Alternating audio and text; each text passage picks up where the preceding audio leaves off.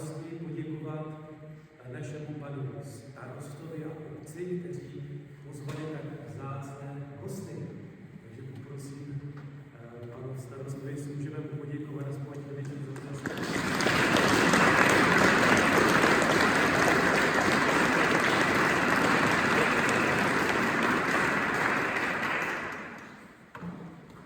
Prohlížel jsem si vás ze předu i ze zadu.